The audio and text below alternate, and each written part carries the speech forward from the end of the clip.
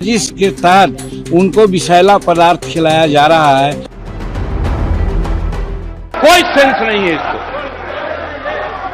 ऐसे ही बोलते रहता है, कोई मतलब नहीं है। बैठ जाएगा साथ तुम ताम की बात की भाषा की। गांधी जी ये कोई काम का आदमी नहीं है। बीते 3 दिनों से बिहार की सियासत नीतीश कुमार के बयान और उनके व्यवहारों पर उठाए जा रहे सवालों के इर्द गिर्द घूम रही है। पर शुक्रवार को पूर्व सीएम जीतन राम मांझी ने एक ऐसा बयान दे डाला है जिससे बिहार की पॉलिटिक्स 360 डिग्री पर घूम गई है। बयान ही ऐसा है जिसे सुनकर कोई भी चकित रह जाए। मांझी कहते हैं कि साजिश के तहत नीतीश कुमार को खाने में विषैला पदार्थ मिलाकर परोसा जा रहा है। तभी नीतीश के आचरण में बदलाव आ गया है, वो नीतीश जो कभी ऐसे नहीं थे। पहले सुनिए मांझी क्या कहते हैं।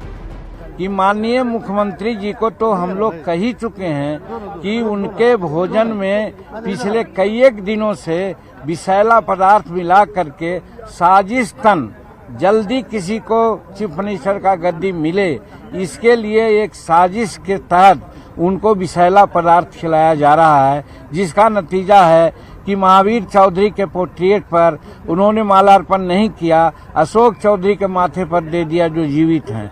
उसी प्रकार से महिलाओं के बारे में क्या क्या न कहा, आज हिंदुस्तान नहीं संसार वाकिफ हो चुका है। मांझी के बयान के बाद बिहार विधानसभा में नेता प्रतिपक्ष विजय सिन्हा की प्रतिक्रिया सामने आई।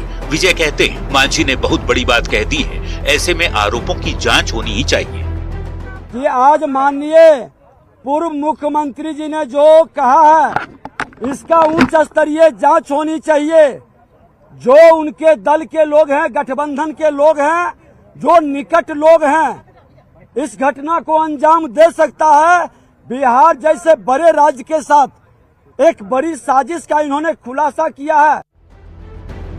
मांझी तो मांझी, उपेंद्र कुशवाहा की पार्टी आरएलजेडी के प्रवक्ता ने तो सीधे मांझी के लगाए गंभीर आरोपों के तार लालू फैमिली से जोड़ते हुए आरोप लगाया कि लालू अपने बेटे को सीएम बनाना चाहते हैं, इसीलिए मुख्यमंत्री के खिलाफ गंभीर साजिश रची जा रही है जिसकी जांच बेहद जरूरी है।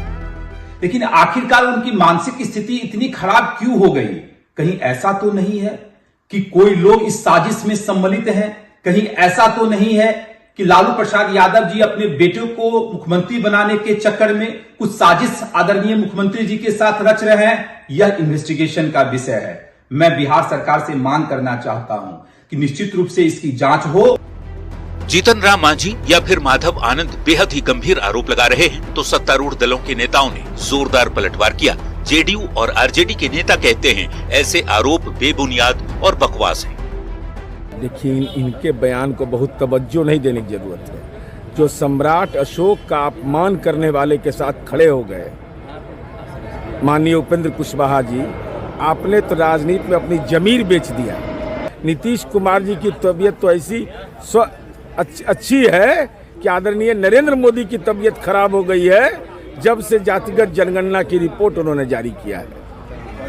कारण ये है कि जो बिहार में 75% आरक्षण की बात मुख्यमंत्री ने किया या जाति आधारित गणना करवाया, इससे तकलीफ है भाजपा और भाजपा अलायंस के लोगों को। तो बात कहीं और है, दर्द कहीं और है और पट्टी कहीं और बांध रहे। ये समस्या है भाजपा और भाजपा के अलायंस का। मुख्यमंत्री नीतीश कुमार एक सौम्य और सुलझे हुए नेता के तौर पर जाने जाते रहे हैं। बिहार के 8 बार मुख्यमंत्री बनने वाले नीतीश के बारे में यदि ऐसे आरोप मांझी लगाते हैं जो खुद प्रदेश के सीएम रह चुके हैं, तो फिर ये जानना बेहद जरूरी है कि मांझी किस बिना पर ये आरोप लगा रहे हैं। क्या मांझी के आरोपों के सबूत हैं? मांझी कैसे कह सकते हैं कि एक मुख्यमंत्री की भोजन की थाली में जहर परोसी जा रही है? मांझी तो खुद मुख्यमंत्री रह चुके हैं। इतना तो पता होगा ही कि प्रदेश के मुखिया का भोजन कड़ी जांच प्रक्रिया के बाद ही सीएम के डाइनिंग टेबल तक पहुंचता है। ऐसे में यदि सबूत ना हो तो फिर इतने गंभीर आरोप लगाकर क्या मांझी खुद को सियासत के केंद्र में बने रहने के लिए ये सब कह रहे हैं? सवाल यही कि नीतीश के साथ साजिश की बात आखिर क्यों की जा रही है। Bureau report, news 18।